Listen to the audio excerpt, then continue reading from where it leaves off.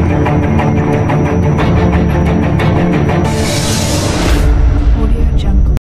guys, welcome to Chennai IAS Academy. So வரவிருக்கக்கூடிய தேர்வு TNPSC group தேர்வுகளுக்கான TNPSC group 2, 2A மற்றும் 4 தேர்வுகளுக்கான புக்ஸ் வந்து நாங்கள் ரெடி பண்ணிட்டு இருக்கோம். ஸோ புக்ஸ்னுடைய ப்ரைஸ் ரேட் வந்து பார்த்தீங்கன்னா 2000 rupees ஆகுது. ஃப்ரீ டெலிவரி தான். ஸோ வந்து மொத்தம் பார்த்தீங்கன்னா 10 புக்ஸ் அவைலபிளாக இருக்குது. So English medium and Tamil medium ரெண்டு பேருக்குமே செப்பரேட்டாக புக்ஸ் அவைலபிளாக இருக்குது. ஸோ புக்ஸ்னுடைய ஆர்டர் லிங்க் வந்து உங்களுக்கு டிஸ்கிரிப்ஷனில் வச்சிருக்கோம். மேற்கொண்டு புக்கை பற்றின டீட்டெயில்ஸ் உங்களுக்கு தெரியணும்னா கீழே தெரிய காண்டாக்ட் நம்பருக்கு காண்டாக்ட் பண்ணுங்கள். நீங்கள் காண்டாக்ட் பண்ண வேண்டிய நம்பர் 9043211311 அல்லது 9043211411. Warm welcome to everyone. This is Chennai IAS Academy. We will discuss about the previous year question paper. அதாவது இதுக்கு முன்னாடி நடந்த கேள்வித்தாள்கள், அதுவும் சயின்ஸில் இருக்கக்கூடிய கேள்வித்தாள்களை பார்க்க போகிறோம். அதுவும் செகண்ட் செட்டு அந்த இதை நம்ம பார்க்க போகிறோம். ஃபர்ஸ்ட் கொஸ்டின் பாருங்க. இதில் த டேர்ம் பயோடைவர்சிட்டி அப்படின்னு கொடுத்துருக்காங்க இல்லையா? வாட் இஸ் பயோடைவர்சிட்டி அப்படிங்கிறது நம்ம தெரிஞ்சிட்டோம்னா இதுக்கான ஆன்சர் மிக எளிமையாக கண்டுபிடிச்சிடலாம். காரணம் என்னென்னா இதுக்கு பேர் வாழ்விட பன்மயம் அப்படிங்கிறது தான் இதனுடைய தமிழாக்கம். நம்ம சொல்கிறோம் வாழ்விட பன்மயம் அப்படிங்கிறது தான் பயோடைவர்சிட்டி. இப்போ ஒரு நார்மலாக 2 வாட்டர் கேன் எடுத்துக்கிறோம். ஒரு வாட்டர் கேனில் பார்த்திங்கன்னா நம்ம மினரல் வாட்டர் எடுத்துக்கிறோம், ஒன்று கிரவுண்ட் வாட்டர் அல்லது ஏதாவது பாண்டில் இருக்கக்கூடிய வாட்டர் எடுத்துக்கிறோம், ஒரு குளத்தில் உள்ள நீர் எடுத்துக்கிறோம். இதில் எதில் பயோடைவர்சிட்டி அதிகமாக இருக்கும்? இந்த மினரல் வாட்டர்லையா அல்லது கேன் வாட்டர்லையா? டிஸ்டிலேஷன், அதாவது ரிவர்ஸ் ஆஸ்மாசிஸ் பண்ணியிருப்பாங்க இல்லையா? இதில் என்ன செஞ்சுருப்பாங்க? RO ட்ரீட்டட்னு கொடுத்துருப்பாங்க. ரிவர்ஸ் ஆஸ்மாசிஸ் ப்ராசஸ் பண்ணியிருப்பாங்க. அந்த மாதிரி வாட்டரில் பயோடைவர்சிட்டி இருக்குமா அல்லது குளத்தில் இருக்கக்கூடிய நீரில் பயோடைவர்சிட்டி இருக்குமா அப்படின்னு பார்த்தீங்கன்னா கன்ஃபார்மாக ஒரு குளத்து நீரில் இருக்கக்கூடிய தண்ணீரில் தான் பயோடைவர்சிட்டி இருப்பதற்கான வாய்ப்புகள் அதிகம். அதுக்கு பேர் வாழ்விட பன்மயம்னு நம்ம சொல்லுவோம். இது மாதிரி ஒரே மாதிரியான உயிரினங்கள் அல்லது வெவ்வேறு உயிரினங்களும் இணைந்து இனச்செழுமை இருக்கக்கூடியதான் நம்ம பயோடைவர்சிட்டின்னு நம்ம சொல்லுவோம். அப்போ ஜெனட்டிக் வேரியேஷன் இருக்கக்கூடிய இனங்கள் மட்டும் கிடையாது, ஜெனட்டிக் வேரியேஷன் இருக்கக்கூடிய இனங்கள் இல்லை, ஸ்பீசிஸ் ரிச்னஸ் இருக்கணும். அதாவது சிற்றினம்னு சொல்லுவோம் இல்லையா? ஸ்பீசிஸ்னா சிற்றினம் ரிச்னஸாக இருக்கணும். அண்டு ஹேபிட்டட் டைவர்சிட்டி அதாவது இருக்கணும், அதாவது வாழ்விட பன்மயமாக இருக்கணும். இந்த மாதிரி இருக்கக்கூடியதை நம்ம என்ன சொல்கிறோம்? பயோடைவர்சிட்டி. இது ஒரு சின்ன வாட்டர் கேனில் நம்ம இதை பார்த்துருக்குறோம். இது கொஞ்சம் எலாபரேட்டாக நீங்கள் பார்த்தீங்கன்னா இந்திய லெவலில் பார்க்கலாம், உலக லெவலில் பார்க்கலாம். அந்த மாதிரி பயோடைவர்சிட்டி இருக்கக்கூடிய ஒரு முக்கியமான காடு அப்படின்னு பார்த்தீங்கன்னா அமேசான் காடுகள். உலகத்தின் நுரையீரல் என அழைக்கப்படுவது எது அப்படின்னு கேட்டிருக்காங்க இல்லையா? அப்போ உலகத்தின் நுரையீரலில் அதிகப்படியான ஆக்சிஜன் உற்பத்தி பண்ணுறதுனால அந்த அமேசான் காடுகள் எவ்வாறு ஆக்ட் ஆகுது? It's act as a lungs மாதிரி ஆக்ட் ஆகுது. It act as a lungs. இதில் உள்ள அல்வியோல இருக்கும் சின்ன சின்ன காற்று நுண்ணறைகள் இருக்கு இல்லையா? இதை பிராக்கி. இந்த மாதிரி இருக்கிறதுனால இது நம்ம மனித உடலில் இருக்கக்கூடிய நுரையீரல், லங்ஸு. உலகத்தின் நுரையீரல் அப்படிங்கிறது இந்த அதிக காடு வனங்கள், அதாவது இனச்செழுமை மற்றும் வாழ்விட பன்மயம் இருக்கக்கூடிய அமேசான் காடுகள் தான் அதிகப்படியான ஆக்சிஜனை உற்பத்தி பண்ணுது.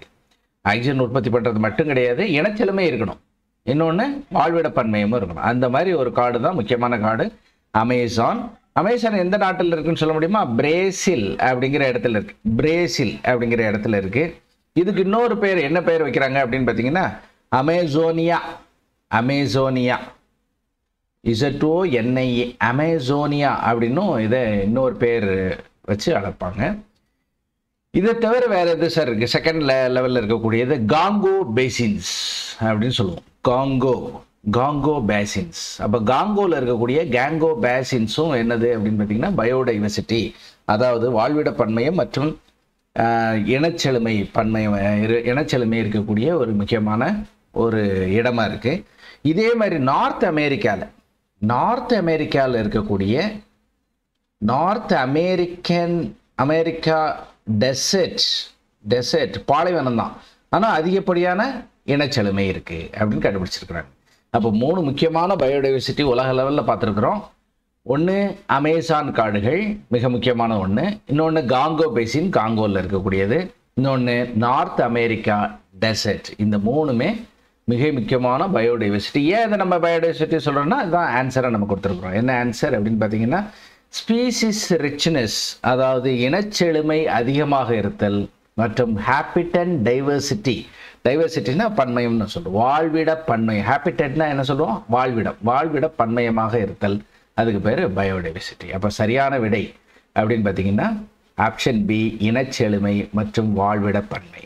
இதில் எந்த கேட்டகரியிலையும் நீங்கள் எப்படி எக்ஸாமில் ஞாபகம் வச்சுக்கணுன்னா, எந்த கேட்டகரியிலையும் என்ன வராது, ஜெனட்டிக் ரிலேட்டடாக வரவே செய்யாது. ஏன்னா ஜெனட்டிக் இதுக்கு சம்மந்தம் கிடையாது.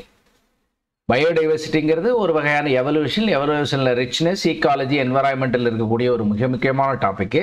சுற்றுச்சூழல் மற்றும் சூழியல் இருக்கக்கூடிய டாப்பிக்கில் கட்டாயம் என்ன வராது அப்படின்னு பார்த்தீங்கன்னா ஜெனட்டிக்ஸுங்கிற ஒரு வார்த்தை வர வாய்ப்பில்லை. ஸ்பீசிஸ் மட்டுமே இருக்குமானா அதுவும் கிடையாது. அப்போ ஜெனட்டிக்ஸுங்கிற வார்த்தை வர வாய்ப்பில்லை, ஸ்பீசிஸ் மட்டுமே இருக்குன்னாலும் கிடையாது. அப்போ எது ரெண்டும் சேர்ந்தது அப்படின்னு பார்த்தீங்கன்னா species richness and habitat diversity. அப்போ எதை டெலீட் பண்ணணும் அப்படிங்கிறத நீங்கள் முதல் கொஸ்டினில் தெரிஞ்சுக்கிட்டீங்க இல்லையா? இந்த மாதிரி தான் நம்ம எக்ஸாமுக்கு ஆன்சர் பண்ண போகிறோம். நெக்ஸ்ட் பார்த்தீங்கன்னா the colour of the skin is ripened apple, tomato and grape fruits is due to accumulation of அப்படின்னு கேட்டிருக்காங்க. இதில் பாருங்கள் கரோட்டினாய்டு இருக்குது. கரோட்டினாய்டு எதில் இருக்குது அப்படின்னு பார்த்தீங்கன்னா பழுத்த ஆப்பிள் பழங்களில் இருக்கக்கூடியது. பழுத்த ஆப்பிள். பழுத்த தக்காளி பழத்தில் இருக்கக்கூடியது லைகோபீன் அப்படின்னு இருக்குது. கிரேப்பில் இருக்கக்கூடியது ஆந்தோசைனின் அப்படிங்கிற ஸ்பெஷல் ப்ராடக்ட் இருக்குது. அப்போ மூணுமே சரியான ஆன்சர் தான். அப்போ answer is all of the above, அனைத்தும் அப்படிங்கிறது தான் மிகச்சரியான வழி. அப்போ பார்த்தீங்கன்னா ஆல் ஆஃப் தீஸ், இந்த மூணுமே ஒன்லே இருக்குது, ஆல் ஆஃப் தீஸ். ஆனால் இது ஒரு கவர்மெண்ட் எக்ஸாமில் கேட்டிருந்தாங்க, ரிப்பீட்டட் கொஸ்டினாக இருக்கிறதுனால இதில் என்ன கொடுத்துருந்தாங்க அப்படின்னு பார்த்தீங்கன்னா கடைசி ஆப்ஷனில் என்ன கொடுத்துருந்தாங்க, ஒரு டிஃப்ரெண்ட்டாக கொடுக்கறதுக்காக எத்திலீன்னு கொடுத்துருந்தாங்க. எத்திலீன் 4வது ஆப்ஷன். அப்போது அதை டெலீட்டட் ஆப்ஷன் தான் போடணும் இல்லையா? டெலீட்டடில் தான் நம்ம அதை போடணும். எத்திலீன்கிறது என்னது? இந்த ரைப்பண்ட் ஆப்பிள் அதில் இருக்கக்கூடிய கலர்ஸ் காரணமானது. இப்போ இப்படி கேட்குறாங்கன்னு வைங்களேன், ஒரு ஆப்பிள் பழமோ அல்லது டொமேட்டோ பழமோ அல்லது கிரேப்போ அல்லது வாழைப்பழமோ பழுக்க வைக்க பயன்படும் ஹார்மோன் எது அப்படின்னு கேட்டாங்கன்னா அதுக்கு பேர் எத்திலீன். கரெக்டுங்களா? எத்திலீன். அப்போ பழுக்க வைக்க பயன்படக்கூடிய ஹார்மோன்னு கேட்பாங்க. ஹார்மோன், அதுவும் எவ்வகையான ஹார்மோன்? வாயு நிலையில் உள்ள ஹார்மோன். வாயு நிலையில் உள்ள ஹார்மோன் எத்திலீன். அந்த மாதிரி கேட்டாங்கன்னா வாயு நிலையில் உள்ள ஹார்மோன் கேட்பாங்க, அல்லது பழுக்க பயன்படும் வாயு எதுன்னு கேட்பாங்க. எப்படி கேட்டாலும் ஆன்சர் என்ன சொல்ல போறீங்க? எத்திலீன்னு சொல்ல போறீங்க. அப்படி இல்லாத பட்சத்தில் என்ன ஆப்ஷன் கொடுத்துருக்காங்கன்னு பாருங்க, அதை தான் நீங்கள் அடிக்கணும். ஃபார் எக்ஸாம்பிள் இப்போ கரோட்டினாய்டும் கொடுக்கல, ஆந்தோசைனினும் கொடுக்கல, லைகோபீன் மட்டும் கொடுத்துருக்குறாங்க. அப்படின்னா பெரும்பாலும் அனைத்து தாவரத்தில் இருக்கக்கூடிய அப்போ ஆரஞ்சிலிருந்து ரெட்டு வரைக்கும் இருக்கக்கூடிய கலர்ஸ் எதுவாக இருந்தாலும் அதில் மேல் தோலில் என்னவாக இருக்கும் அப்படின்னு பார்த்தீங்கன்னா லைகோபின் தான் இருக்கிறதுக்கு வாய்ப்பு அதிகம். அப்போ அதிகபட்சமாக என்ன இருக்குது? அது தோலின் நிறம் அப்படின்னு கேட்பாங்க. ஒரு பழுத்த பழத்தின் தோலின் நிறம் எதை சார்ந்து இருக்குது, எந்த நிறமையை சார்ந்து இருக்கிறது அப்படின்னு கேட்டாங்கன்னா ஆன்சர் இஸ் லைகோபீன். லைகோபீன் இது வந்து கரோட்டினாய்டு. இது வந்து ஒரு வகையான பிக்மெண்ட்டு. இதுக்கு அடுத்த பிக்மெண்ட் கேட்டாங்கன்னா ஆந்தோசைனின் தான் போட போகிறீங்க. ஆந்தோசைனி இதுக்கு அடுத்த லெவலில் இருக்கக்கூடிய ஆப்ஷன் நீங்கள் பார்த்தீங்கன்னா ஆந்தோசைனி அப்படிங்கிறத போட போகிறீங்க. அப்போ பாருங்கள், இதில் இந்த கொஸ்டினில் ஆன்சர்னு பார்த்தீங்கன்னா ஒரே ஒரு ஆன்சர் தான். ஏன்னா எல்லா காய்கறியும் எல்லா பழங்களையும் கொடுத்துருக்காங்க. ஆப்பிள் கொடுத்துருக்காங்க, டொமேட்டோ கொடுத்துருக்காங்க, கிரேப் ஃப்ரூட் கொடுத்துருக்காங்க. ஆல் ஆஃப் தி அபோவ்ங்கிறது கரெக்டான ஆன்சர். ஆனால் ப்ரீவியஸ் இயர் கொஸ்டினில் எத்திலீன் கொடுத்துருந்தாங்க, அதை நம்ம டெலிட்டரில் தான் கொடுப்போம். இதில் தான் ஆப்ஷன் இருக்க போகுது, இந்த 3ல் தான் ஆப்ஷன் இருக்க போகுது. இந்த இதில் எத்திலீன் கொடுத்துட்டாங்கன்னு வைங்களேன், நீங்கள் எதை டிக் பண்ணுவீங்க? கரோட்டினாய்டு அது மட்டும் கிடையாது, லைகோபின் மட்டும் கிடையாது, ஆந்தோசைனின் மட்டும் கிடையாது. அப்படின்னா நீங்கள் அந்த சிவப்பு நிறத்துக்கு காரணமான, பெரும்பாலும் சிவப்பு நிறமாக தானே இருக்குது ஆப்பிள், டொமேட்டோ. இது மட்டும் கொஞ்சம் பர்பிள் கலரில் இருக்குது. இது வந்து அந்த பிரிஞ்சால் கலரில் இருக்கிறதுனால கொஞ்சம் அடர் ஊதா நிறத்தில் இருக்கிறதுனால அதை மட்டும் நம்ம டெலிட் பண்ணிட்டா கூட இது ரெண்டுத்துக்கு ஆன்சர் லைகோபின் தான் நீங்கள் சொல்லணும். இங்கே எத்திலீன் கொடுத்தா லைகோபின் சொல்லணும். இதுவும் கொடுக்கல, லைகோபினும் கொடுக்கல. அப்படின்னா நீங்கள் எதை சொல்லணும்? ஆந்தோசைனின் தான் சொல்லணும். ஆந்தோசைனிங்கிறது தோல் நிறமி தான். இதுக்கு அடுத்த நிறமி. இது ஒரு வகையில் ஃப்ளேவினாய்ட்ஸ்னு சொல்லுவோம். இது ஆல்கலைட்ஸ் கிடையாது,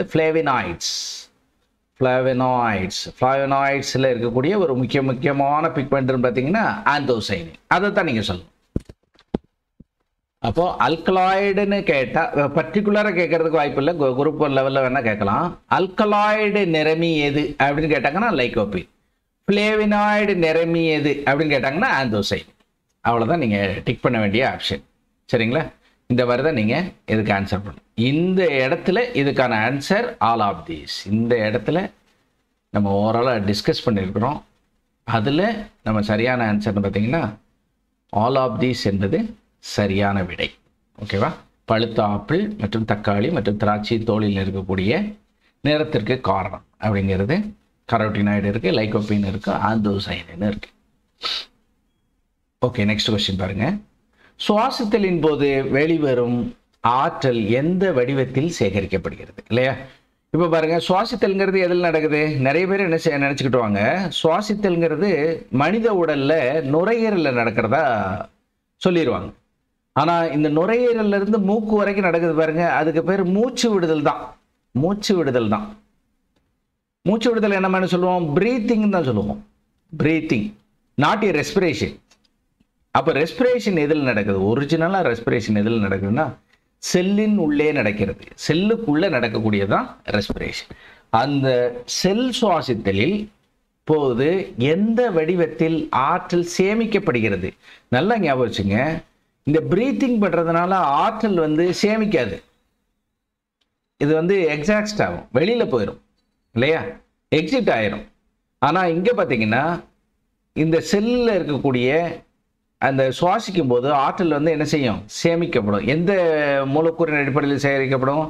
ஏடிபி அப்படின்னு சொல்லப்படக்கூடிய அதிக கோவலன்ட் பாண்ட் இருக்கக்கூடிய ஆற்றல் மூலமாக கருதக்கூடிய அடினோசைன் ட்ரைபாஸ்பேட். Adenosine triphosphate. அப்போ அடினோசின் ட்ரைபாஸ்பேட்ல எத்தனை பாஸ்பேட் இருக்கு? ட்ரைனா எத்தனை? 3. எந்த சுகர் இருக்கு அப்படின்னு பார்த்தீங்கன்னா சின், ரைபோ சுகர் இல்லையா? ரைபோ சுகர் இருக்கு. எந்த மூலக்கூறு இருக்கு? பியூரின் மூலக்கூறு இருக்கு. பியூரினுக்கு எடுத்துக்காட்டு என்னது? அடினைன். அப்போ பியூரின் மூலக்கூறு அடினைன், ரைபோஸுங்கிற சுகர், அதனால சின், 3 பாஸ்பேட் இணைஞ்சதுக்கு பேர் அடினோசைன் ட்ரைபாஸ்பேட். அப்போ அடினோசைன் ட்ரைபாஸ்பேட் என்ற வடிவத்தில் ஆற்றல் சேகரிக்கப்படுகிறது. அதனால தான் இதுக்கு பேர் என்ன பேருனா ஆற்றல் நாணயம் என அழைக்கப்படுவது அப்படின்னு கேட்டிருக்காங்க இல்லையா? இந்த கொஸ்டின் கேட்டிருக்காங்க. ஆற்றல் நாணயம் என அழைக்கப்படுவது. ஆற்றல் நாணயம் எது அப்படின்னு கேட்டாங்கன்னா என்ன சொல்லணும்? ஏடிபி. அப்போ ஆற்றல் கோபுரம் எதுன்னா என்ன சொல்லுவீங்க? ஆற்றல் கோபுரம் என அழைக்கப்படுவது எது? Energy power house of the cell அப்படித்தானே சொல்லுவீங்க. Power house of the cell. Power house of the cell. இது energy currency of the cell. Energy currency of the cell. Energy currency of the cell. காசு. இது நாணயம்னா காசு இல்லையா? Energy currency of the cell. ஆக்சுவலாக டைரெக்டாக மொழிபெயர்க்கக்கூடாது. நாணயம்னா உங்களுக்கு காயின்ஸ்னு வராது, கரன்சின்னு தான் வரும். அந்த மாதிரி தான் அறிவியல் ரீதியாக நீங்கள் மொழிபெயர்க்கணும். அப்போ எனர்ஜி கரன்சி ஆஃப் த செல்னு கேட்டாங்கன்னா ATP. Power house of the செல்னு கேட்டாங்கன்னா மைட்டோகாண்ட்ரியா. அதுக்கு பேர் என்ன சொல்லுவீங்க? மைட்டோகாண்ட்ரியா. அப்போ மறந்துடாம ஞாபகம் வச்சுக்கணும், 2 விதமான டேர்ம் சொல்லியிருக்கிறோம். Energy currency of the cell ATP, அதன் மூலமாக சேகரிக்கப்படுகிறது. ஆற்றல் கோபுரம் என அழைக்கப்படுவது மைட்டோகாண்ட்ரியா. மைட்டோகாண்ட்ரியா அப்படின்னு நம்ம சொல்லுவோம். இதை கண்டுபிடிச்சவர் யாரு? ஏடிபியை கண்டுபிடிச்சவர் யாரு? ஃபேமஸ் சயின்டிஸ்ட் கார்ல் லோஹ்மேன் அப்படிங்கிற சயின்டிஸ்ட் கண்டுபிடிக்கிறார். அந்த சயின்டிஸ்ட் பேரு Karl Lohmann. KRL, Karl Lohmann, LOHMANN, Lohmann. Karl Lohmann என்ற அறிவியல் அறிஞர் ஏடிபி என்ற பதத்தை பயன்படுத்தினார். எந்த ஆண்டு பயன்படுத்துறாரு அப்படின்னு பார்த்தீங்கன்னா 1929 கண்டுபிடிக்கிறார். கண்டுபிடிக்கப்பட்டது அப்படின்னு பார்த்தீங்கன்னா 1929 கார்ல் லோஹ்மேனால் இந்த ஆற்றல் நாணயம் என சொல்லப்படக்கூடிய ஏடிபி கண்டுபிடிக்கப்பட்டது. எதிலிருந்து கண்டுபிடிச்சாங்க? கொஞ்சம் டீப்பாக தெரிஞ்சுக்கிறதா இருந்தால் எதிலிருந்து அவர் கார்ல் லோஹ்மேன் கண்டுபிடிச்சாரு அப்படின்னு பார்த்தீங்கன்னா from muscle and liver extract. அனிமலில் இருக்கக்கூடிய மசில் எடுத்துக்கிறாரு. அண்ட் லிவர், லிவர்னா கல்லீரல் இல்லையா? மசில்னா தசைகள், தசை எடுத்துக்கிறாரு. இங்கே இருக்கக்கூடிய விலங்குகளில் இருக்கக்கூடிய, மனிதர்களில் இருக்க சொல்லலாம் அல்லது விலங்குகளில் இருக்கக்கூடிய லிவர் எடுத்துக்கிறார். லிவர்னா கல்லீரல். கல்லீரல் எடுத்து அது ஆராய்ச்சி பண்ணும்போது கண்டுபிடிக்கப்பட்ட ஒரு ஆற்றல் நாணயம் தான் பேர் என்ன பேர்? ஏடிபி. அப்போ ஆக மொத்தம் கொஸ்டின்ஸ் எந்த மாதிரியெல்லாம் கேட்பாங்க, இந்த ஒரு கொஸ்டினை வச்சு நீங்கள் எந்தெந்த கொஸ்டின்லாம் கேட்பாங்க அப்படின்னு பார்த்தீங்கன்னா, ஆற்றல் நாணயம் என அழைக்கப்படுவது ஏடிபி.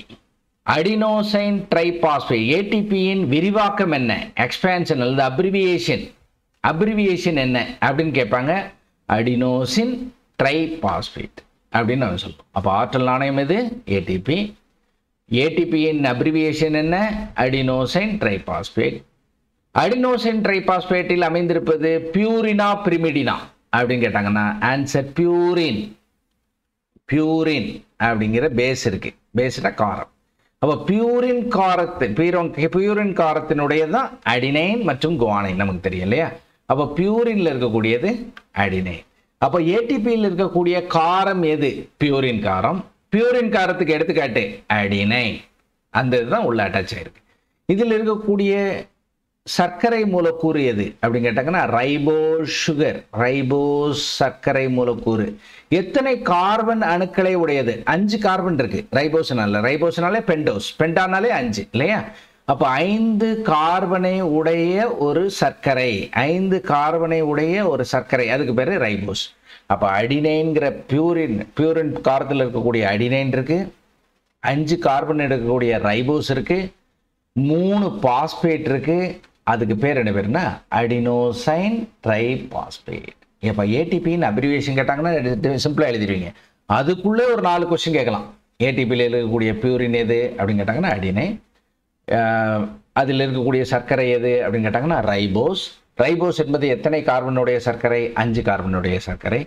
ட்ரைபாஸ்பேட்டில் எத்தனை பாஸ்பேட்டுகள் அடங்கி இருக்கிறது? கொஸ்டின்ல ஆன்சர் இருக்கு. ட்ரைனா 3, அப்போ 3 பாஸ்பேட்டுகள் அடங்கியிருக்கிறது அப்படின்னு கேட்பாங்க.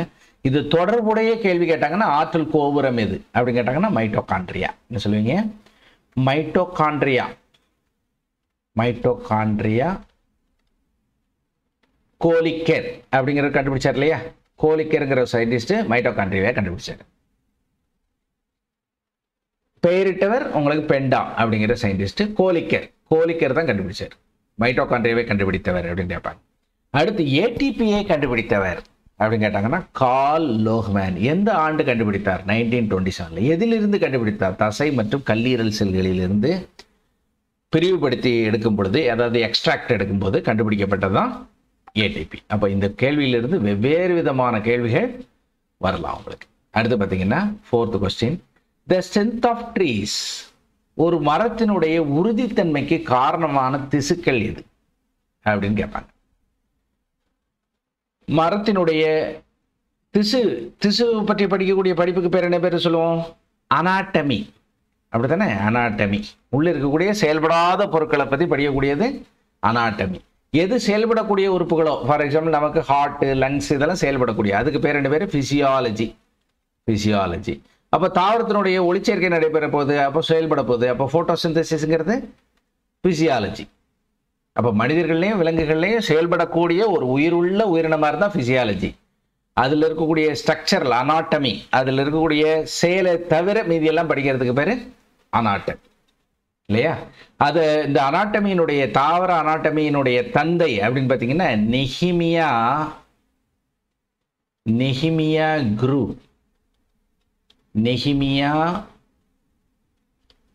குரூ அப்படிங்கிற சயின்டிஸ்ட் தான் என்னது? The father of anatomy. The father of anatomy என அழைக்கப்படுவர் யாருன்னு கேட்டிங்கன்னா நெஹிமியா குரோ அப்படிங்கிற சயின்டிஸ்ட் தான். அவர் தான் என்ன சொல்றாரு? 2 விதமான திசுக்கள் இருக்கு, அதுவும் வாஸ்குலர் திசுக்கள் இருக்கு. ஒன்று நீரை கடத்துது, இன்னொன்று உணவை கடத்துது. அப்போ நீரை கடத்தக்கூடிய திசுக்களுக்கு பேர் என்ன சொல்றோம்? வாஸ்குலர் திசுக்களுக்கு பேர் ஜைலம் அப்படின்னு நம்ம சொல்றோம்.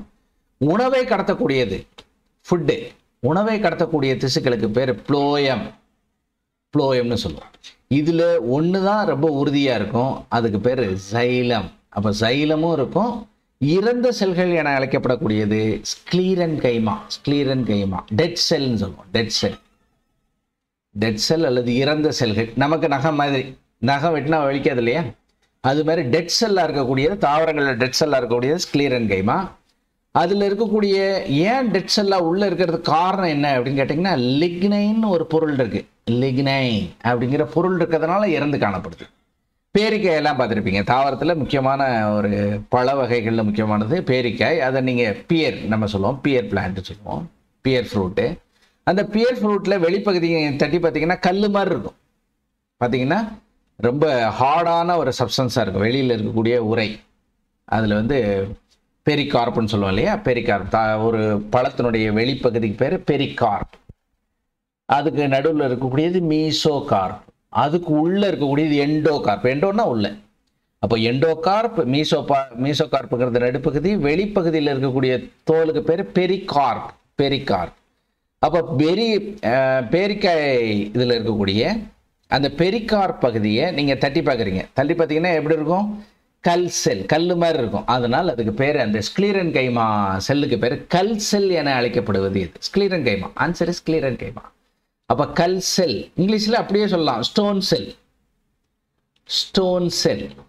அப்போ பாருங்க, கல் செல்லுன்னு சொல்லலாம், இன்னொரு பேர் ஸ்டோன் செல். எல்லாமே தான் கல் செல், ஸ்டோன் செல் என அழைக்கப்படுவது ஸ்க்ளீரன் கைமா. இதை கொஞ்சம் இன்னும் டிஃப்ரெண்ட்டாக சொல்கிறது, அதாவது டெட் செல்.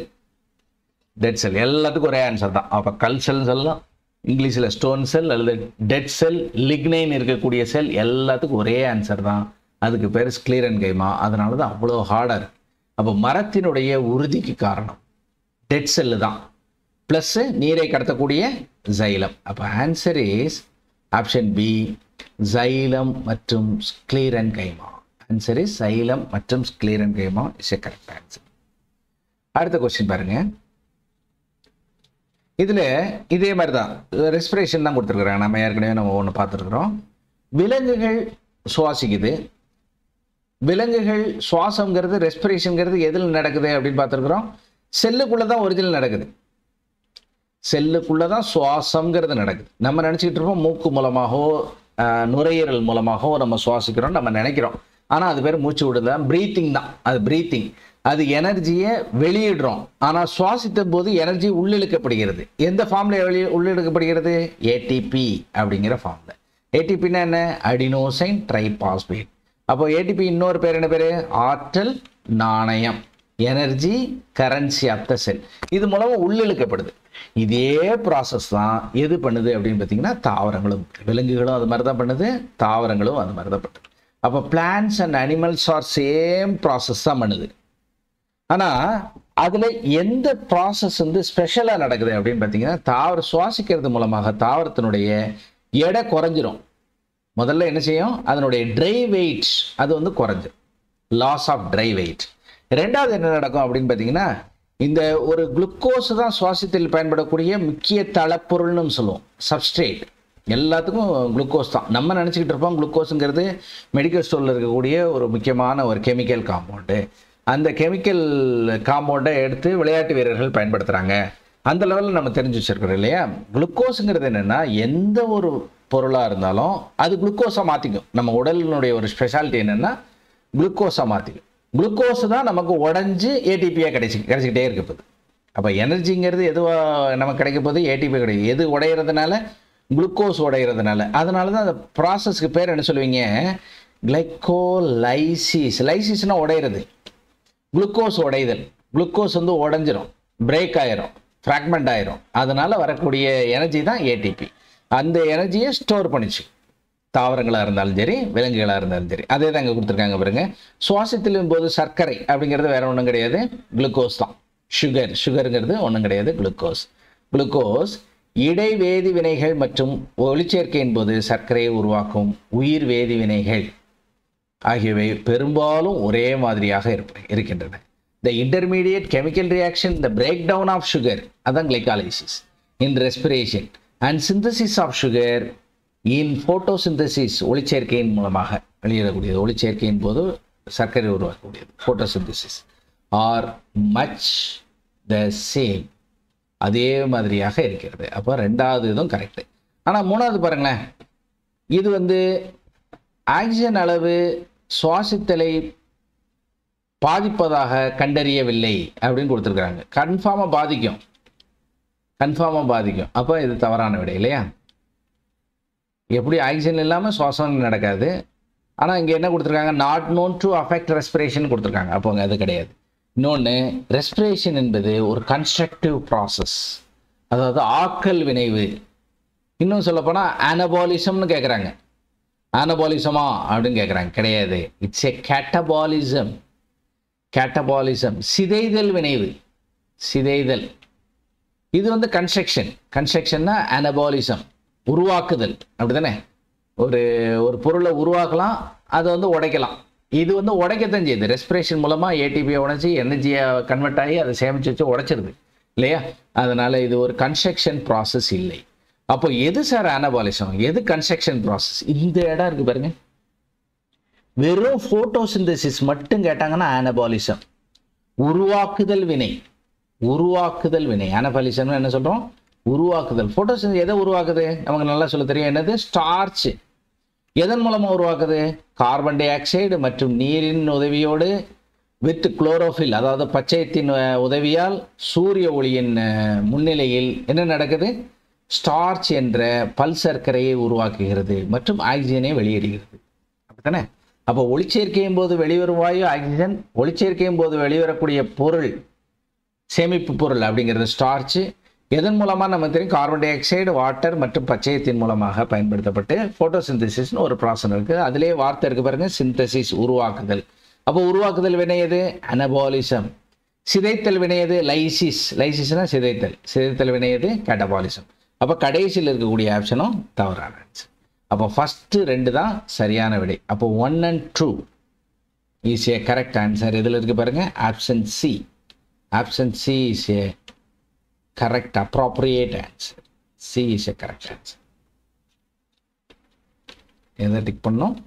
C தான் 1 மற்றும் 2. 1 மற்றும் 2 இது ரெண்டுமே சரியா. நெக்ஸ்ட் பாருங்க, ஆஞ்சியோஸ்போம்ஸ். ஆஞ்சியோஸ்போம்னா என்ன? ஜிம்னோஸ்போம்னா நல்லா ஞாபகம் வச்சுக்கோங்க. ஒரு விஷயம் நம்ம சொல்லியிருக்கிறோம்னு நினைக்கிறேன். ஜிம்முன்னு ஒன்று ஞாபகம் வச்சுக்கிட்டிங்கன்னா இது ஈஸியாக ஞாபகம் வச்சுக்கலாம். ஒருத்தர் வந்து திரையுலகத்தில் போகணுன்னு நினைக்கிறாரு, அல்லது போலீஸில் போகணுன்னு நினைக்கிறாரு, அல்லது இராணுவத்தில் போகணுன்னு நினைக்கிறாரு. அப்போ உடலை கட்டுறுதியாக வச்சுக்கணும்னு நினைக்கிறாரு, அல்லது இன்னும் கொஞ்சம் சொல்லப்போனால் 6 பேக் வைக்கணும்னு நினைக்கிறாரு. அப்போ அந்த ஜிம் எப்போதுமே எப்படி இருந்திருக்கணும்? அது எப்படி இருக்கணும்? ஓப்பனாக இருந்தால் தான் அவர் ரெகுலராக எக்ஸசைஸ் பண்ண முடியும். 24 hours ஓப்பனாக இருக்கணும். அவருக்கு எப்போ டைம் கிடைக்குதோ அப்போ போய் அதை ஒர்க் அவுட் பண்ணிக்கிட்டே இருக்கணும். அப்படி இருந்தால் தானே உடலை உறுதியாக வைக்க முடியும். அதை கண்டினியூஸாக பண்ணிக்கிட்டே இருக்கணும். அந்த மாதிரி ஜிம்முன்னா ஞாபகம் வச்சுக்கோங்க, ஓப்பன். அப்போ ஜிம்னோஸ்போம்கள் எவ்வகை தாவரங்கள்? Open seeded. Open seeded. இங்கே என்ன கேட்டிருக்காங்க? ஆஞ்சியோஸ்போம். அப்போ ஆஞ்சியோஸ்ங்கிறது closed seeded. Closed, enclosed, the having ovule and ovary. அப்போ சூழ்கள் சூலகத்தால் மூடப்பட்டிருக்கும். அப்போ மூடிய விதையுடைய தாவரங்கள் எவ்வாறு அழைக்கப்படுகிறது? என்ன சொல்லணும்? ஆஞ்சியோஸ்போம். அப்போ ஜிம்னோஸ்போம், ஜிம்னோஸ்போம் திறந்த விதையுடைய தாவரங்கள், ஓப்பன் சீடர்னு நம்ம சொல்லுவோம், அல்லது திறந்த விதையுடைய தாவரங்கள், திறந்த விதை. அப்போ இதில் என்ன கொடுத்துருப்பாங்க? மூடப்பட்டிருக்கும் பதிலாக திறந்திருத்தல் அப்படின்னு கொடுத்துருந்தாங்கன்னா நீங்கள் என்ன சொல்லணும்? ஆன்சரு ஜிம்னோஸ்போம் சொல்லணும். ஆனால் கொஸ்டின் என்ன கேட்டிருக்காங்க? ஆஞ்சியோஸ்போம் தான் கேட்டிருக்காங்க. அதனால் the having ovule enclosed within the ovary. இதுலேயே இன்னொரு கேள்வி கேட்குறாங்க பாருங்களேன். இதில் சிம்பிளான கொஸ்டின். இப்போது ஓவியூல்னா என்ன, ஓவரின்னா என்ன? எது கனி எது விதைன்னு கண்டுபிடிக்கலாமா? இதில் ஓவியூல் விதையா அல்லது ஓவரி விதையா? ஓவரி கனியா அல்லது ஓவியூல் கனியா? கனி எது விதை எது அப்படின்னு கண்டுபிடிக்க போகிறோம் இல்லையா? இப்போ பாருங்க, ஓவரி ஒரு ஃப்ரூட் எடுத்துக்கிறோம். ஒரு ஃபார் எக்ஸாம்பிள் ஒன்று செஞ்சிடறோம். ஒரு ஆப்பிள் ஃப்ரூட் எடுத்துக்கிறோம். அதில் நீங்கள் மைனூட்டாக பார்த்தீங்கன்னா சின்ன சின்ன வரிகள் இருக்கும் இல்லையா? சின்ன சின்ன வரிகள் இருக்கும். அதை வச்சு ஞாபகம் வச்சுக்கிட்டிங்கன்னா ஆன்சர் கனி. அப்போ ஓவரி என அழைக்கப்படுவது என்ன? கனி தான். அப்போ அதுக்கு ஆப்போசிட்டு விதை. அப்போ ஓவியூல் என்பது என்ன? விதைகள், விதை. அப்போ ஓவரிங்கிற ஒரு சின்ன ஷார்ட்கட்டை வச்சு ஞாபகம் வச்சுக்கலாம், அல்லது சப்ஜெக்ட் வைஸாகவும் கான்செப்ட் வைஸாகவும் ஞாபகம் வச்சுக்கலாம். அது உங்களோட விருப்பம். ஞாபகம் வச்சுக்கிறதுக்காக ஓவரின்னா கனி, ஓவியூல்னா விதை. அப்போ மெச்சூர்டு ஓவியூல் அப்படின்னு கேட்டிருக்காங்க. ஒரு கொஸ்டின் என்னென்னா, மெச்சூர்டு ஓவியூல் என அழைக்கப்படுவது எது? கனியா விதையா? சொல்லுங்க பார்க்கலாம். ஆன்சர் இஸ் ஓவியூல் தானே கேட்டிருக்கோம். அப்போ என்னது விதைகள். வரின்னு வந்தால் தான் நீங்கள் கனி சொல்லணும். அப்போ மெச்சூர்டு ஓவரின்னு கேட்பாங்க. அப்படி கேட்டாங்கன்னா நீங்கள் என்ன சொல்லுவீங்க? எஸ், வெரின்னு வருதா? ஆன்சர் என்ன சொல்ல போகிறீங்க? கனி. இங்கிலீஷில் என்ன சொல்லுவோம்? ஃப்ரூட்டு. கரெக்டாக? அப்போ ஃப்ரூட். இங்கே seed, matured ovule seed, matured ovary அப்படிங்கிறது ஃப்ரூட். இது மூடப்பட்டிருக்கும். மூடப்பட்டிருந்தா ஆஞ்சியோஸ்பம், திறந்திருந்தா ஜிம்னோஸ்பம். அவ்வளோதான். அதுலேருந்து ஒரு 4 கொஸ்டின் தெரிஞ்சுக்கிட்டோம் இல்லையா? நெக்ஸ்ட் பார்த்தீங்கன்னா the best source of vitamin D. இது ஒரு மிக முக்கியமான பழைய கொஸ்டினாக ஒன்று கேட்டிருக்காங்க. இப்போ நம்மளை மாதிரி சூரிய ஒளி எப்போ தினமும் இருக்கக்கூடிய நம்மளை மாதிரி பிளஸ்டு பீப்புள்ஸ் அப்படி தானே நம்மளாம் சூரிய ஒளி தினமும் கிடைக்கிது. ஆற்றல் மூலம்னு சொல்லுவோம். ஆற்றல் மூலம், இது எனர்ஜி சோர்ஸ் தினமும் கிடைச்சிட்டே இருக்கு. அதை எந்த அளவு பயன்படுத்துகிறோங்கிறதா நமக்கு தெரியல இல்லையா? சூரிய ஒளியை பயன்படுத்துகிறா மின்சாரம் தயாரிக்கலாம், பல்வேறு விதங்களில் வெவ்வேறு விதமான தாவரங்களையும் மூலிகை தாவரங்களை உருவாக்கலாம், நிறைய ப்ராசஸ் பண்ணலாம். பட் நம்ம எந்த அளவு பயன்படுத்துகிறோங்கிறது தான் இப்போ ஒரு பிக் கொஸ்டின் மார்க். சரி, அதை விட்டுருவோம். அப்போ பாருங்க, இப்போ ஆற்றல் மூலம் என அழைக்கப்படுவது எது? சூரிய ஒளி. அது நமக்கெல்லாம் கிடைச்சிட்டு இருக்கு. அதனால விட்டமின் டி சிந்தசிஸ் நமக்கு பிரச்சனையே இல்லை. என்ன காரணம் அப்படின்னு பார்த்தீங்கன்னா, vitamin D is otherwise called sunshine vitamin. சூரிய ஒளி விட்டமின் எது அப்படின்னு கேட்டாங்கன்னா என்னது? Vitamin D. Vitamin D.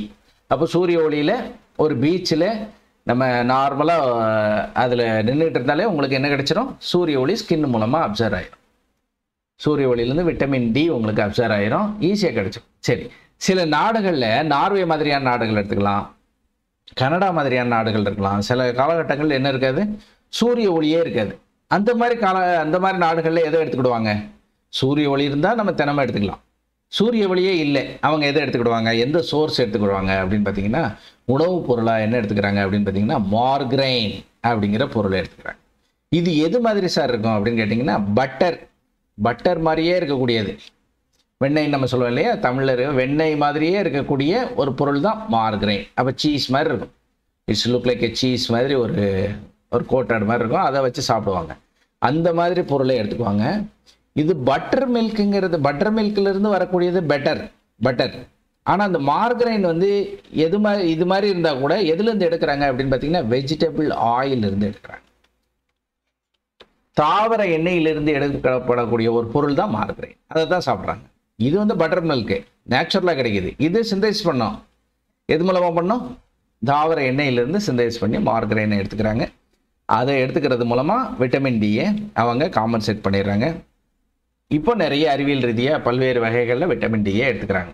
அந்த மாதிரி ஃபாரினர்ஸ் என்ன செஞ்சுறாங்க? அந்த மாதிரி எடுத்துக்கிறாங்க சயின்டிஃபிக்காக. அடுத்து நம்ம பார்க்கக்கூடியது, which one of the following bacterium has extensive usage of genetic engineering? Biotechnology அல்லது ஜெனட்டிக் இன்ஜினியரிங் அல்லது உயிர் தொழில்நுட்பம், உயிர் மரபு தொழில்நுட்பம்னு நம்ம சொல்லுவோம். இங்கே என்ன கேட்டிருக்காங்க? தாவர மரபு தொழில்நுட்பம் கேட்டிருக்காங்க. எல்லாமே தாவரமாக இருந்தாலும் விலங்காக இருந்தாலும் உயிர் தானே. அப்போ உயிர் தொழில்நுட்பம் அப்படிங்கிறத நம்ம சொல்கிறோம் பயோடெக்னாலஜி. தொழில்நுட்பம், உயிர்னா பயோ, தொழில்நுட்பம்னா டெக்னாலஜி. அப்போ உயிர் தொழில்நுட்பத்தின் வழியாக வெவ்வேறு விதங்களில் நமக்கு பயனளிக்கக்கூடிய பொருட்கள்லாம் செஞ்சுக்கிட்டே இருக்கிறாங்க. நமக்கு ஒரு எக்ஸாம்பிள் கூட இப்போ ரீசெண்டாக யோசிச்சுருக்காங்க. இப்போ பாருங்களேன், நம்ம இந்த சிக்கன் வாங்க போகிறோன்னு வைங்களேன், அதில் என்ன இருக்கும்? ஃபெதர்ஸ் இருக்கும் இல்லையா? ஃபெதர்ஸ் உரிக்கிறதுக்கு ஒரு மிஷின் இருக்கும். அந்த மிஷினில் போட்டால் என்ன செஞ்சிடும்? ஃபெதர்ஸ் உரிச்சிடும். இது வந்து ஒரு 5 கோழியாக இருந்தால் ஓகே. 500 கோழியாக இருந்தாலும் 10 மிஷின் வாங்கி வச்சிடலாம். கரெக்டாக 10 மிஷின் வாங்கி வச்சா அது வந்து இதாகிடும். 5000 கோழி ஒரு நாளைக்கு விற்பனை ஆகுது அப்படின்னு வச்சுங்க. மிகப்பெரிய மெட்ரோபாலிட்டன் சிட்டியில் தினமும் 5000 கோழிக்கு தோல் உரிச்சு கொடுக்கணும். அது மூலமாக தான் பெரிய பிஸ்னஸ். அவங்க என்ன செய்வாங்க அப்படின்னு பார்த்தீங்கன்னா, மறுபடியும் 500 மிஷின் வாங்க மாட்டாங்க. அதுக்கு பதிலாக என்ன பயன்படுத்தலாம் அப்படின்னு பார்த்தீங்கன்னா, உயிர் தொழில்நுட்பத்தை பயன்படுத்தலாம். இதை பயன்படுத்துறதுனால நமக்கு என்ன பெனிஃபிட் அப்படின்னு பார்த்தீங்கன்னா, அந்த ஃபெதர்ஸை உருவாக்கக்கூடிய ஜீனை கட் பண்ணிடலாம், அதை இன்ஹிபிட் பண்ணிடலாம், அல்லது ரெஸ்ட்ரிக்ட் பண்ணிடலாம், அல்லது நீக்கிடலாம். ஏதோ ஒன்று அந்த ஜீனை மாடிஃபை பண்ணுறதுனால இது உருவாகிறது பல ஆண்டுகள் ஆகும். இருந்தாலும் ஆராய்ச்சி போய்கிட்டு இருக்கு. அந்த ஃபெதர்ஸை உருவாக்கக்கூடிய ஜீனை மாற்றிட்டோன்னா அப்போ ஃபெதர்லெஸ் சிக்கனாக மாறிடும். அதனால் உங்களுக்கு டைம் கன்சியூமிங், அதாவது நேரத்தை மிச்சப்படுத்தலாம். ரெண்டாவது, கரண்ட்டை மிச்சப்படுத்துகிறோம், அந்த மிஷின் ஓடிக்கிட்டே இருக்குது. இன்னொன்று சவுண்டு, நாய்ஸ் பொல்யூஷனை மிச்சப்படுத்துகிறோம். இன்னொன்று அதிகமாக துன்பப்படுத்துறதில்ல, அதனுடைய ப்ராசஸை என்ன செய்கிறதில்ல துன்பம். இன்னொன்று வேலையாட்களை குறைக்கிறோம். அப்போ ஃபெதர்லெஸ் சிக்கனாக இருந்தால் நேரடியாக என்ன செஞ்சிடலாம்? அதை வாஷ் பண்ணிவிட்டு அதை கட் பண்ணிடலாம் இல்லையா? அந்த மாதிரி இருக்கும். அப்போது ஒர்க்கர்ஸை கம்மி பண்ணுறோம், மேன் பவரை கம்மி பண்ணுறோம். இது மாதிரி பல்வேறு விதங்களில் பயோடெக்னாலஜி யூஸ் ஆகிக்கிட்டு இருக்கு. இந்த பயோடெக்னாலஜியில் பயன்படுத்தக்கூடிய தாவர மரபு தொழில்நுட்பத்தில் பயன்படுத்தக்கூடிய ஒரு பாக்டீரியாவை பயன்படுத்துகிறாங்க. ஒரு பாக்டீரியா தாவரத்தில், இது நான் விலங்குகளை வச்சு ஒரு ஆராய்ச்சி சொன்னேன். இது மாதிரி தாவரங்கள்லேயும் ஒரு ஆராய்ச்சி பண்ணியிருக்கிறாங்க. இப்போ பாருங்களேன், மின்மினி பூச்சி இருக்குது பார்த்தீங்களா? ஏன் ஒளி வருது? லூசிஃபெரின் அப்படின்னு ஒரு பொருள் இருக்குது. அதில் இருக்கக்கூடிய பொருள் என்னது? லூசிஃபெரின். அது இனப்பெருக்கத்துக்காக அந்த ஒளியை உமிழுதுன்னு நம்ம சொல்லுவோம் இல்லையா? அப்போ லூசிஃபெரின்கிற அந்த ஒரு புரதம் வந்து உங்களுக்கு ஒளியை ஏற்படுத்துது. அந்த லூசிஃபெரின்ல இருக்கக்கூடிய ஜீன் கோடை மட்டும் எடுத்துகிட்டு வந்து ஒரு தாவரத்தில் வச்சுட்டாங்கன்னு வைங்களேன். For example, national highways, NH road, எல்லா தாவரங்கள்லையும் என்ன செஞ்சுட்டாங்க? லூசிஃபெரினை மட்டும் எடுத்து அதனை மரபியல் மாற்றம் செஞ்சு தொழில்நுட்பம் மூலமாக உள்ளே செலுத்திட்டாங்க. எல்லா தாவரத்துக்கும் செலுத்திட்டாங்க. அல்லது வரக்கூடிய விதைகளுக்கு ஃபுல்லாக செலுத்தி அந்த விதைகளை ஃபுல்லாக விதைச்சிட்டாங்க. வித்தின் 5 இயர்ஸில் அந்த NH ரோடு எப்படி இருக்குன்னு யோசிச்சு பாருங்க. இரவு முழுவதும் ஜொலிக்கும் இல்லையா? பளபளப்பாக இருக்கும், சின்டிலேஷன் எஃபெக்டாக இருக்கும். காரணம் என்ன அப்படின்னு பார்த்தீங்கன்னா, இந்த புரதத்தை உள்ளே செலுத்தியிருப்பாங்க. அதனால எ கிளிட்டரிங் பிளான்ட் கிடைக்கும், சின்டிலேஷன் பிளான்ட் கிடைக்கும், மினுமினுப்பு தாவரங்கள் கிடைக்கும். அதனால் என்னென்ன பெனிஃபிட் சொல்லுங்கள் பார்க்கலாம். தாவரத்தில் இருக்கக்கூடிய தொழில்நுட்பம் மூலமாக யோசிச்சு பாருங்க. ஒரு ஆக்சிடென்ட்னு ஒன்று நடக்காது. காரணம், 2 பக்கமும் உங்களுக்கு லைட் இருக்கிறதுனால பள்ளத்து நோக்கி போகிறதுக்கான வாய்ப்பு இல்லை இல்லையா? அது மாதிரி கான்சன்ட்ரேட்டடாக ஓட்டலாம். ஏதாவது சின்ன சின்ன பொருட்கள் கூட உங்களுக்கு ஓரளவு நம்ம ஐடென்டிஃபை பண்ண முடியும். அதனால் டிரைவருடைய கான்சன்ட்ரேஷனும் அங்கே அதிகமாக இருக்கும். இன்னொன்று, ரொம்பலாம் அதிகமான வெளிச்சம் கிடையாது. அதிக வெளிச்சம் அந்த டிரைவரை பாதிக்கும், மிக குறைந்த வெளிச்சமும் டிரைவருடைய அந்த ஓட்டுநரை அந்த ஓட்டுதல் திறனை பாதிக்கும். ஆனால் இங்கே பார்த்தீங்கன்னா மிதமான வெளிச்சம் இருக்கிறதுனால, மினுமினுப்பு தாவரங்கள் இருக்கிறதுனால நிறைய பெனிஃபிட், ஆக்சிடெண்ட்டை கூட தவிர்க்கலாம் இரவு நேரங்களில் அப்படின்னு சொல்ல வராங்க. அப்போ பயோடெக்னாலஜி அல்லது உயிர் தொழில்நுட்பம் மூலமாக பல்வேறு ஆராய்ச்சிகள் போயிட்டுருக்கு. ஒன்று விலங்கு சொல்லியிருக்கேன், நான் தாவரம் சொல்லியிருக்கேன். தாவர மரபு தொழில்நுட்பவியலில் அதிகமாக ஒரு பாக்டீரியத்தை பயன்படுத்துகிறோம். அந்த பாக்டீரியத்துக்கு பேர் என்ன பேருன்னா அக்ரோபாக்டீரியம் டூமிஃபேசியன்ஸ் அப்படிங்கிறது அதிகம் பயன்படுத்தும். அப்போ அந்த மாதிரி பாக்டீரியா என்ன சார் பண்ணோம் அப்படின்னு கேட்டிங்கன்னா, வேறு ஒன்றுமே கிடையாது, டியூமரை ஏற்படுத்தும். டியூமிஃபேசியன்ஸ் வார்த்தை இருக்குது பாருங்க. டியூமர்னா என்ன சொல்லுவோம்? கேன்சர்னா என்ன சொல்லுவோம்? செல்கள் பல்கி பெருகிறதுக்கு பேர், செல்கள் அதிகப்படியாக பெருகிறதுக்கு பேர் கேன்சர், அவ்வளோதானே? அப்போ செல்கள் மல்டிப்ளிகேஷன் ஆகிறதுக்கு பேர், அதிகமாக டெவலப் ஆகிறதுக்கு பேர் கேன்சர் சொல்லுவோம். ஏன் இந்த டியூமிஃபேசியன்ஸ் கேன்சர் உருவாக்கக்கூடிய அந்த பொருளை எடுக்கிறாங்க? அப்போ தான் என்ன செய்யும்? மல்டிபிள் காப்பீஸ் உங்களுக்கு கிடைக்கும். அப்போ மல்டிபிள் காப்பீஸ் கிடைச்சாதான் உங்களால் நிறைய ப்ராசஸ் பண்ண முடியும். இது மூலமாக தாவர மரபு தொழில்நுட்பவியல், அதாவது ஜெனட்டிக் இன்ஜினியரிங் இன் பிளான்ட்ஸ், அதை பண்ணலாம். அதனால தான் இட்ஸ் வெரி யூஸ்ஃபுல் அப்படின்னு சொல்கிறாங்க இல்லையா? அப்போ அக்ரோபாக்டீரியம் டியூமிஃபேசியன்ஸ் அப்படிங்கிறது மிகச்சரியான விடை. ஆக்சுவலாக இந்த தாவரம், இந்த அக்ரோபாக்டீரியம் டியூமிஃபேசியன்ஸ் உள்ள பாக்டீரியா தாக்கப்பட்ட தாவரம் எப்படி இருக்கும் அப்படின்னு பார்த்தீங்கன்னா, அதனுடைய வளர்ச்சி, அதனுடைய லீஃப் பெருசாக இருக்கும், ரூட்டு பெருசாக இருக்கும், திங்ஸ் அண்ட் பிரான்ச்சஸ் பெருசாக இருக்கும். காரணம், செல்கள் பெருக்கமடைஞ்சிடும். அது ஒரு வகையில் கேன்சர் தான். தாவரத்துக்கு கேன்சர் என்னது? மனிதர்களுக்கு கேன்சர்னா கட்டி மாதிரியாக ஃபார்ம் ஆகிறதுக்கு மனிதர்களுடைய கேன்சர் அப்படின்னு சொல்லுவோம். அதனுடைய நிலைன்னு பார்த்தீங்கன்னா UTNM 4 வகை நிலை இருக்குது. இதில் எம்ங்கிறது முத்திய நிலை, அதுக்கு முந்தைய நிலை, அதுக்கு முந்தின நிலை, இது முதல் நிலை. அப்போது அதனுடைய முற்றும் நிலையை பொறுத்து 4 வகையாக பிரிக்கிறாங்க. UTNMங்கிற கேட்டகரியில் பிரிக்கிறாங்க. இது மனிதர்களுக்கு. தாவரங்களுக்கு பார்த்திங்கன்னா அதே மாதிரி சின்ன சின்ன அந்த தாவரங்கள் முடிச்சுகள் மாதிரி இருக்கும், வீக்கம் இருக்கும், அப்நார்மல் growth இருக்கும், ரூட்டினுடைய growth இருக்கும். இது எல்லாமே டியூமர் தான். அந்த தாவரத்தில் உள்ள கேன்சர்.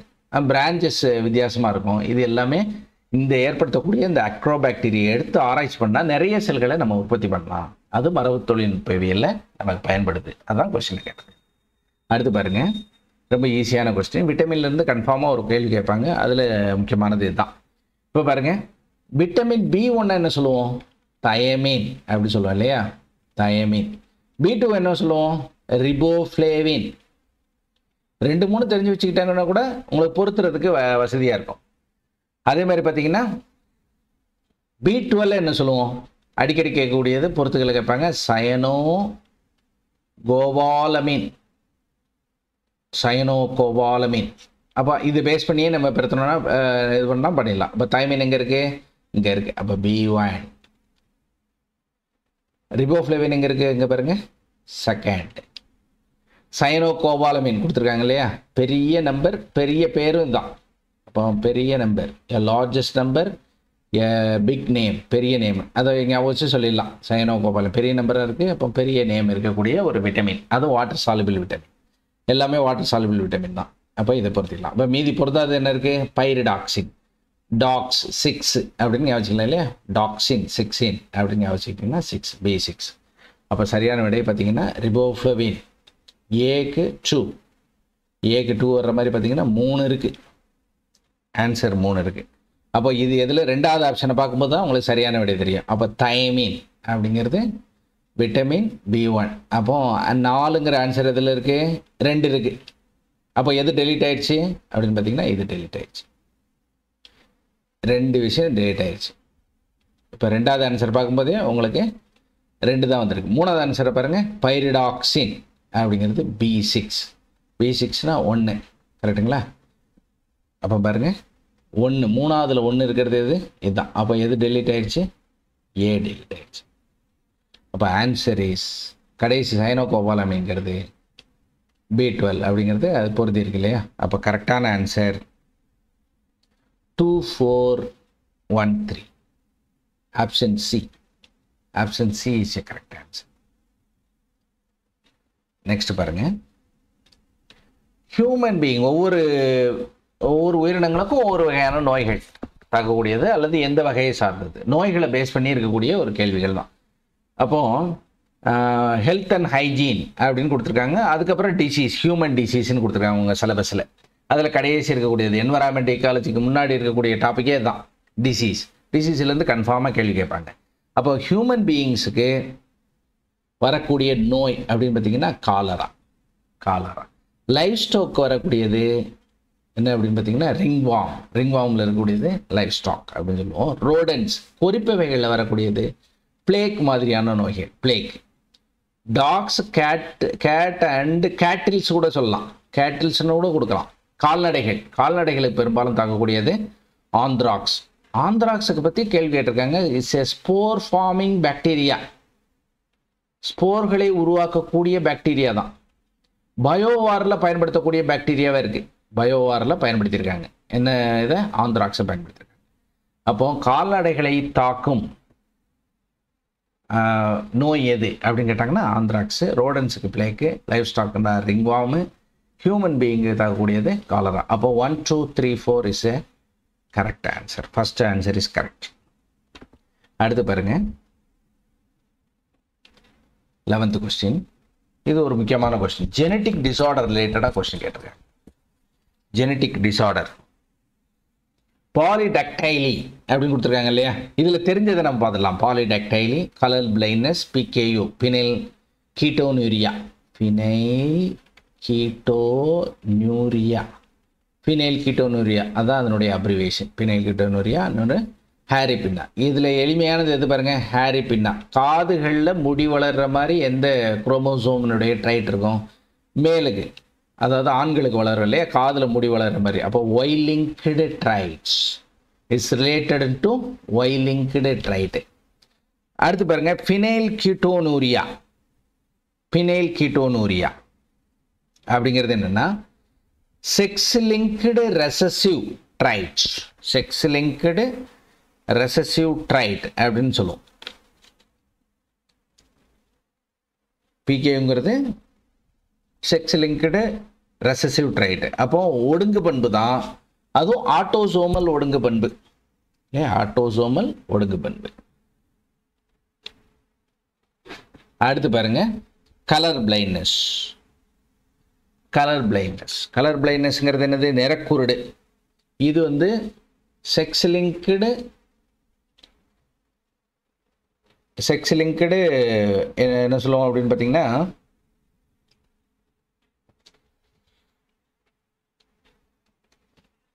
கலர் பிளைண்ட்னஸ் வந்து autosomal recessive gene, sex linked recessive gene.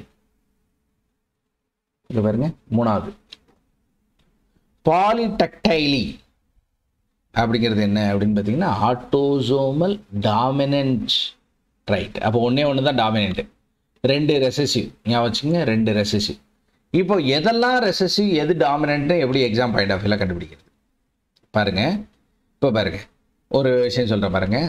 சிக்கிள் cell anaemia அப்படின்னு இருக்கு.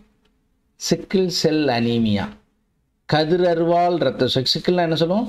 கதிரருவால் இல்லையா? கதிரருவால் வடிவத்தில் ரத்த செல்கள் இருக்க ஆரம்பிச்சிடும். அது பேர் கதிரருவால் ரத்த சோகை அப்படின்னு சொல்லுவோம், சிக்கிள் செல் அனீமியா. இந்த சிக்கிள் செல் அனீமியான்னு கேட்டாங்கன்னா இதுவும் ஒரு ரெசசிவ் டிஸார்டர் தான். எது மாதிரியே? ஃபினைல் கீட்டோனுரியா மாதிரியே, ஃபினைல் கீட்டோனுரியா. அப்போ ஒரு ஷார்ட்கட் நமக்கு தெரியுது பாருங்கள். ஒரு பிளெண்டி ஷார்ட்கட்டு தான், எல்லாத்துக்கும் யூஸ் பண்ண முடியாது, பர்டிகுலர் இதுதான் யூஸ் பண்ண முடியும். அப்போ 3 வார்த்தைகள் இருக்குன்னா 3 வேர்டு இருக்குது பாருங்கள். சிக்கிள் செல் அனீமியா, ஃபினைல் கீட்டோனுரியா, அந்த 3 வேர்டாக இருக்குது பாருங்கள். அப்படி இருந்ததுன்னா அதை நீங்கள் எதில் சொல்லணும்? ரெசசிவில் தான் சொல்லணும், அதுவும் லிங்க்டில் தான் சொல்லணும். அதுவும் இன்னும் கொஞ்சம் டீப்பாக கேட்டாங்கன்னா is a sex linked recessive ஆட்டோசோமலா அல்ல செக்ஸ் லிங்க்டான்னு பார்க்கணும் இல்லையா?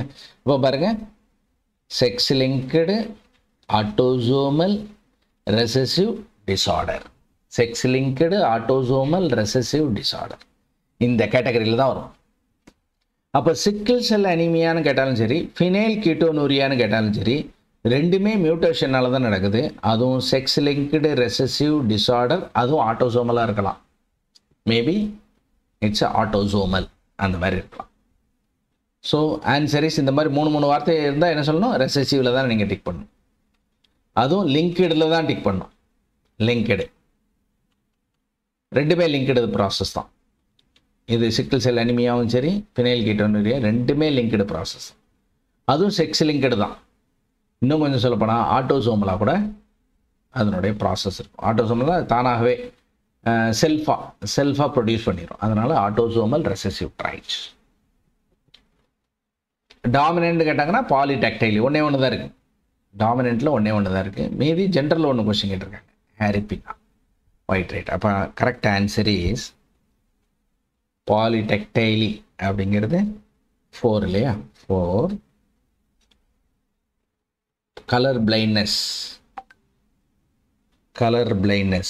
அப்படிங்கிறது 3. Sex linked recessive trait colour blindness.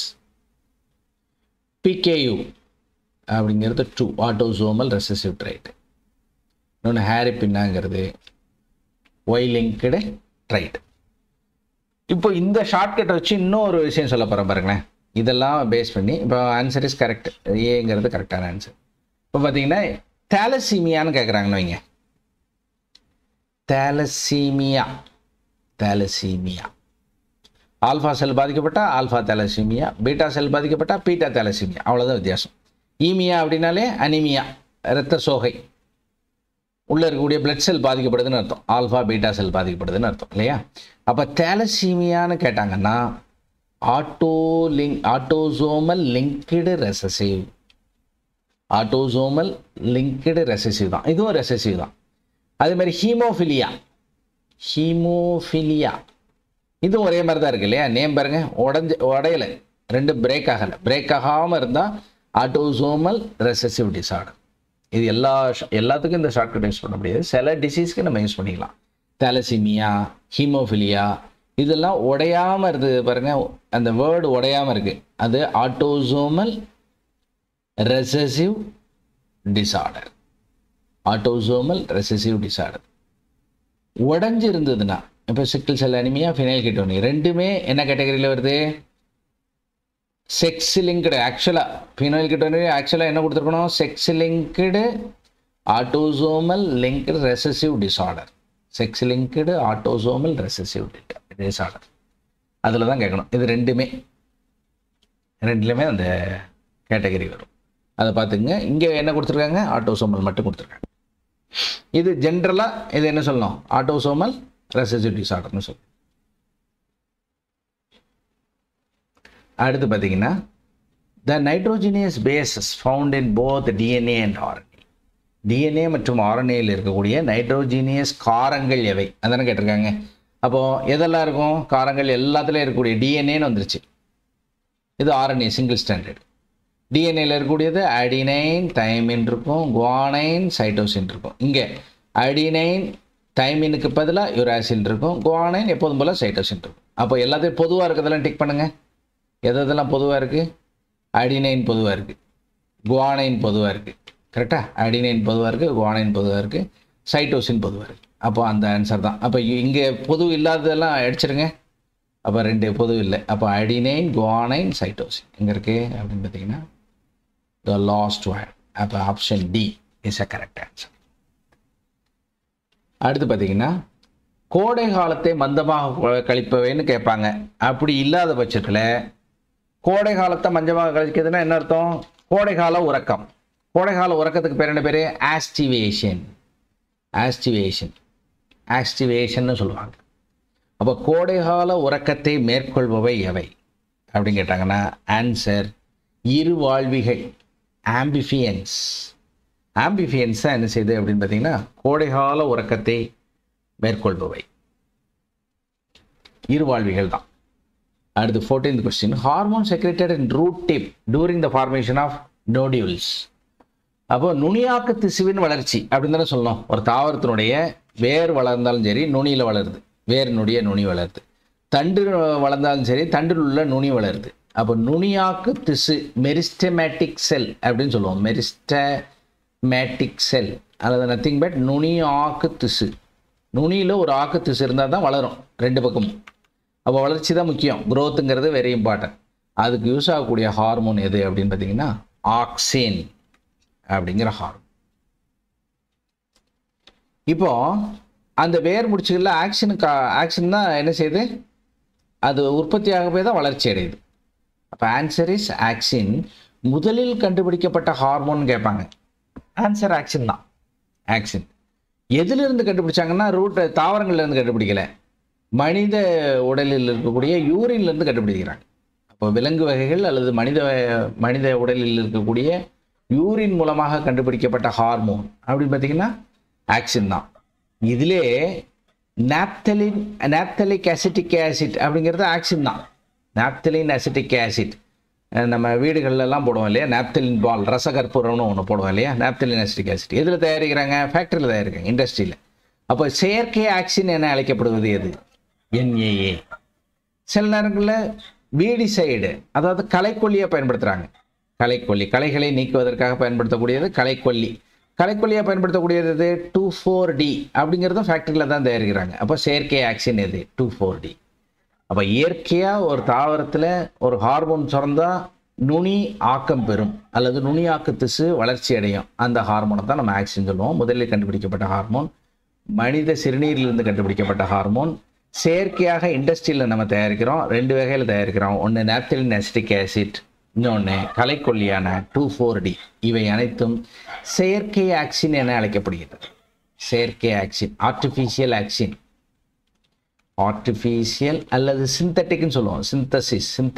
சிந்தட்டிக்னாலே செயற்கையாக. அப்போ செயற்கை ஆக்சின் என அழைக்கப்படுவது 2 சொல்லுவோம், NAA மற்றும் 2,4-D. ஒன்று களைக்கொல்லியை பயன்படுது, இன்னொன்று பூச்சிகளை விரட்ட பயன்படக்கூடிய நாப்தலின் பால் என சொல்லப்படக்கூடிய ரசகற்பூரமாக பயன்படும். அடுத்து பார்த்தீங்கன்னா மேல் செக்ஸ் ஹார்மோன் ப்ரொடியூஸ்டு பை. அப்போ இதுலேருந்து 2 கொஸ்டின் கேட்குறாங்க. ஸ்பெர்ம் செல்லிருந்து 2 கொஸ்டின். ஒன்று உற்பத்தி செய்யும் செல் எது? Leydig cell. தமிழில் எப்படி கொடுப்பாங்கன்னா லேடிக் செல்னு கொடுப்பாங்க. லேடிக் செல் இங்கே கொடுத்துருக்காங்க இல்லையா, லேடிக் செல் அப்படின்னு கொடுப்பாங்க. விந்து செல்களுக்கு ஊட்டம் அளிக்கும் செல் எது அப்படின்னு கேட்பாங்க. Sertoli cell. Nourishment to the sperm, ஊட்டம் அளிப்பவை அப்படின்னு கேட்டாங்கன்னா செர்டோலி செல். 2த்துக்கும் வித்தியாசம் தெரிஞ்சுக்கணும். 2மே கொஸ்டின் கேட்பாங்க. இதில் என்ன கேட்டிருக்காங்க? Male sex hormone testosterone produced by. இப்போ male sex hormone testosterone produce பண்ணக்கூடியது தான் கேட்டிருக்காங்க. அப்போ லேடிக் செல். ஒருவேளை ஊட்டம் அளிப்பவை நாரிஷ்மெண்ட் நியூட்ரிஷன் கேட்டாங்கன்னா செர்டோலி போகணும். இங்கே அது கேட்கல இல்லையா, அதனால் என்ன சொல்லணும்? லேடிக் செல்லோட நிறுத்திக்கும். இந்த மாதிரி ஒரு கொஸ்டின், இந்த கொஸ்டின்லேருந்து ஒரு ஆன்சர் சொல்ல பாருங்க. ஆன்சர்லேருந்து ஒரு கொஸ்டின். ஜெர்மினல் எபித்தீலியல் செல்களில் நடைபெறும் பகுப்பு எது? ஜெர்மினியல் எபித்தீலியல் செல்லில் நடைபெறக்கூடிய டிவிஷன் என்ன? மைட்டாசிஸா மியாசிஸா என்ன சொல்லுவீங்க? மைட்டாசிஸா மியாசிஸா? இது எல்லாமே ஜெர்ம் செல்ஸ் மூலமாக, அதாவது செக்ஸ் செல்ஸ் மூலமாக இருக்கிறது தான் எல்லாமே கொடுத்துருக்காங்க இல்லையா? அப்போ ஜெர்ம் செல்னு வந்தாலே நீங்கள் டிக் பண்ண வேண்டியது மியாசிஸ், நாட் எ மைட்டாசிஸ். அப்போ வளர்ச்சிக்கு காரணமானது மைட்டாசிஸ், இனப்பெருக்கத்திற்கு ரிடக்ஷன் டிவிஷன் சொல்லுவோம். ஜெர்மினல் எபித்தீலியல் செல்களில் காணப்படக்கூடியது மியாசிஸ். அப்போ இனப்பெருக்கம் சம்மந்தமாக இருந்தால் நீங்கள் மியாசிஸ் தான் சொல்லணும். அதுக்கு பேர் குன்றல் பகுப்பு, தமிழில் என்ன சொல்லுவீங்க? குன்றல் பகுப்பு என அழைக்கப்படுவது. Reduction division. ரிடக்ஷன் டிவிஷன் எது அப்படின்னு கேட்டாங்கன்னா இதுதான். அப்போ கொஸ்டின் ஆன்சரை வச்சு கொஸ்டின் மேக் பண்ணால் கூட ஆச்சரியப்படுறதுக்கு இல்லை. கொஸ்டின் ஃபார் எக்ஸாம்பிள் எப்படி கேட்பாங்க அப்படின்னு பார்த்தீங்கன்னா, ஜெர்மினல் எபித்தீலியல் செல்களில் நடைபெறும் பகுப்பு என்ன அப்படின்னு கேட்டு option A mitosis, option B meiosis, option C amitosis அப்படின்னு ஒரு பகுப்பு இருக்குது, ஏ மைட்டாசிஸ். ஆப்ஷன் டி எதுவுமே இல்லை, நன் ஆஃப் திஸ் அப்படின்னு கொடுத்தாங்கன்னா நீங்கள் எதை டிக் பண்ணோம்? ஜெர்மினல் எபித்தீலியல் செல்ங்கிறது இன செல்கள். இன செல்கள். அப்போ இன செல்கள் என்ன செய்யும்? ரிடக்ஷன் தான் ஆகும், அதிகமாகாது. குன்றல் பகுப்பு தான் நடைபெறும். அப்போ ஆன்சர் இஸ் மியாசிஸ் தான் நீங்கள் டிக் பண்ணோம். அப்போ ஆப்ஷன் பிங்கிறது தான் கரெக்டானது. அப்போ இது மூலமாக 2 கொஸ்டின் தெரிஞ்சு வச்சிருக்கோம், 4 கொஸ்டின் தெரிஞ்சு வச்சுருக்கிறோம். ஒன்று, ஸ்பெர்ம் விந்து செல்களை உற்பத்தி செய்யக்கூடியது லெடிக் செல். விந்து செல்களுக்கு ஊட்டமளிப்பது செர்டோலி செல்.